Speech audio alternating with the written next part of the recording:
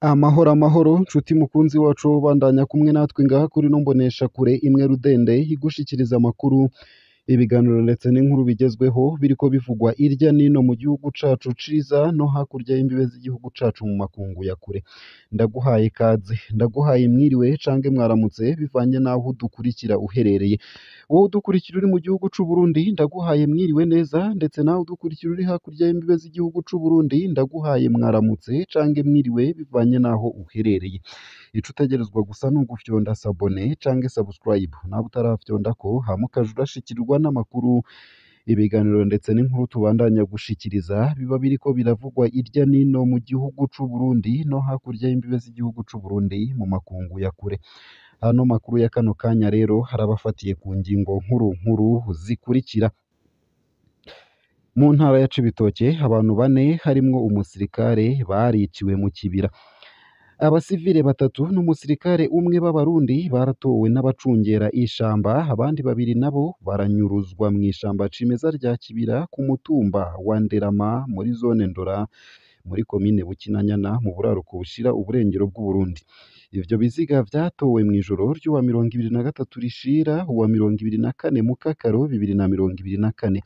uburyo bapfuyemwo ntiburamenyekana ababa muri ako gace bavuga ko abo bantu bishwe bivuye ku nka zavuye mu Rwanda mu ntwaro no mu bajejwe umutekano n'igisirikare baremeza ayo makuru bakavuga ko abo bantu bane bishwe n'abo basuma abo bantu bane bishwe n'abayangayanga batatu n'umusirikare umwe w'igihugu bishwe mu ijoro ry'uwa 2023 rishira uwa 2024 mu Kakaro 2024 hagati mu ishamba ry'ikibira ubw'amasoko mu gipolisi abo bahisi bari bavanye inka 8 mu Rwanda ariko bazivanyeyo mu kinyegero kugira ngo bazigurishe bukeye bwaho ku isoko ya Ndora byinshi kuri iyo nkuru hitanezereje ni mukanye mu buryo burambuye ntuje kure nayo kandi imugamba hari imiryango y'abatwa yihagiye itongo rya leta abatwa barenga 60 bo ku musozi ndetse na zone Vyuya muri komine ya Mugamba mu ntara ya Bururi mu bumanuko bw'u Burundi bafashe ingingo yo kwihagira amatongo ya leta ku nguvu kuva mu kwezi kwa Rusama 2024 aho bavuga ko abategetsi batahaye agaciro ivyo basaba amakuru twahawe nabo mu bwoko bw'abatwa avuga ko abantu 65 muri bo bihagiye amatongo ya leta ku musozi wa Vyuya kuva mu kwezi kwa Rusama uyu mwaka byinshi kuri iyo nkuru navyo ni mukanye mu buryo bw'idonido ntuje kure nayo kandi induta umwe mu mpunzi z'abarundi yaragandaguwe Joseph Minani w'imyaka 38 yaratowe yapfuye mu murima w'ibijumbu n'imyumbati kuri uw'Imana inyuma y'umutaga uko yapfuye ntikuramenyekana kubwo abajejwe umutekano ariko umukenyezi wiwe avuga ko yishwe n'abatanzania ikiziga ca Joseph Minani catowe hafi isaha 10 z'umuhingamo inyuma y'ikambi ya Nduta muri Tanzania abanyagihugu b'abatanzania nibo bamutoye byinshi kuri iyo nkuru navyo ni mukanye mu buryo bw'idonido ntuje kure nayo mu yandi makuru kandi nuko mu ntara ya Rumonge amazone 4 aramutswa abayarongoye bashasha Leonare Sirabahenda yaragenywe ngo arongore zone ya Kizuka Mishayere Ntahondi niwe aramutswa zone ya Minago Innocent Nijimbere nawe nuwa zone Kigwena mu gihe zone ya Rumonge irongowe na Hamuza Sinanywa na bose ayo mazone nayo muri komine n'intara ya Rumonge mu bumanuko bushira uburengero bw'u Burundi abari barongoye ayo mazone ya Kizuka Minago ndetse na Kigwena bazize kutabishobora bakaba barasubirijwe ku wa 18 ruheshi 2024 twisunze ibivugwa n'umwe mu bajejwe intwaro isayo gusa ayo hamwe n'ayandi ni mukanye mu buryo bw'idonido ntuje kure ico utegerezwa gusa n'ugufyonda sabone cange subscribe nawe utarafyondako hamukabandanya ushikirwa n'amakuru ibiganiro ndetse n'inkuru tubandanya gushikiriza bivugwa irya nino mu gihugu cacu ciza c'u Burundi no hakurya y'imbibe z'igihugu c'u Burundi mu makungu ya kure ndakwipfurije kubandanya uraroranirwa ndetse no kubandanya uragira ibihe byiza n'umunsi mwiza Ano makuru ku buryo burambuye nonyemerere nyatangurire kuri ino nkuru ivuga ko abantu bane harimwo umusirikare biciwe mu kibira ni mu ntara ya Cibitoke. Abasivile batatu n'umusirikare umwe b'abarundi baratowe n'abacungera ishamba abandi babiri nabo baranyuruzwa mw'ishamba cimeza ry'ikibira ku mutumba wa Nderama muri zone Ndora muri komine Bukinanyana mu buraruko bushira uburengero bw'Uburundi. Ivyo biziga vyatowe mw'ijoro ry'uwa 23 rishira uwa 24 Mukakaro 2024. Uburyo bapfuyemwo ntiburamenyekana. Ababa muri ako gace bavuga ko abo bantu bishwe bivuye ku nka zavuye mu Rwanda. Mu ntwaro no mu bajejwe umutekano n'igisirikare baremeza ayo makuru bakavuga ko abantu bane bishwe n'abo basuma.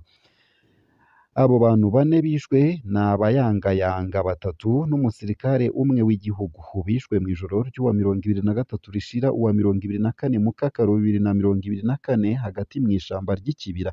Ku bw'amasoko mu gipolisi abo bahisi bari bavanye inka 8 mu Rwanda ariko bazivanyeyo mu kinyegero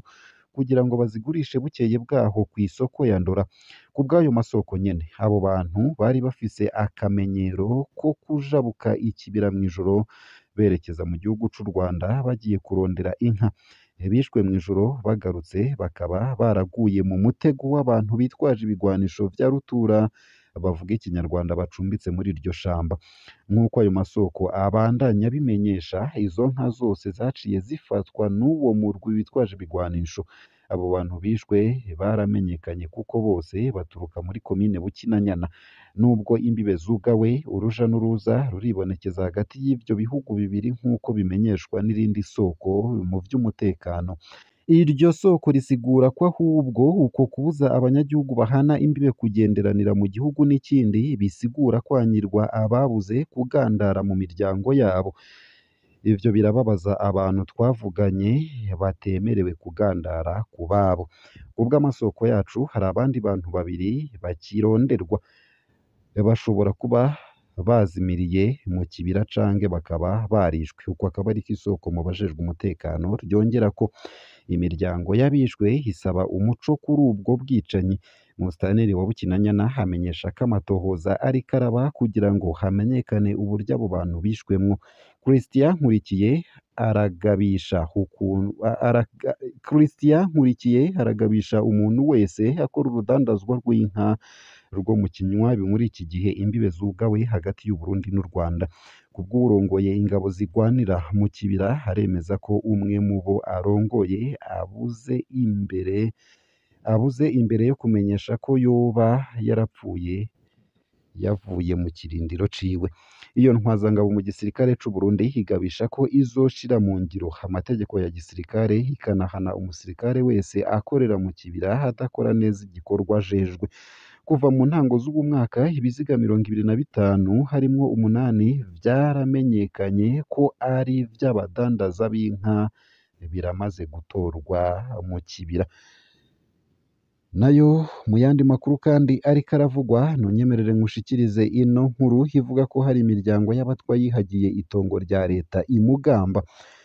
Abatwa barenga 60 bo ku musozi na zone Vyuya muri komine ya Mugamba mu ntara ya Bururi mu bumanuko bw'u Burundi bafashe ingingo yo kwihagira amatongo ya leta ku nguvu kuva mu kwezi kwa Rusama.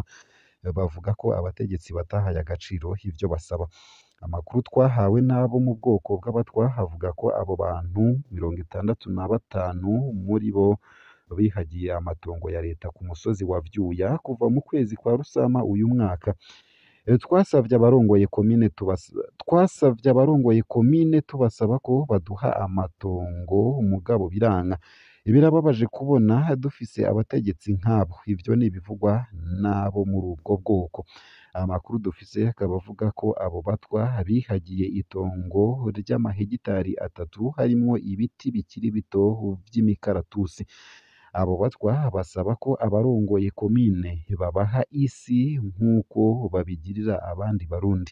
Amakuru duhabwa n'uwujejwe intwaro ku mutumba wa Vyuya akaba avuga ko ico kibazo kiriko kirigwa kugira barabe ahandi hantu boshira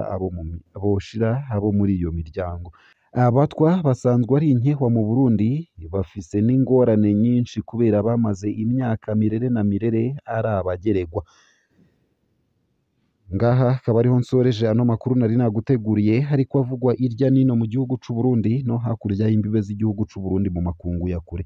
Ico utegerezwa gusa ni ugufyonda sabone canke subscribe nawe utarafyonda ko hama ukabandanya ushikirwa n'amakuru ibiganiro ndetse n'inkuru tubandanya gushikiriza bivugwa irya nino mu gihugu c'u Burundi no hakurya y'imbibe z'igihugu c'u Burundi mu makungu ya kure. Ndakwipfurije kubandanya uraruranirwa ndetse no kubandanya uragira ibihe vyiza n'umunsi mwiza.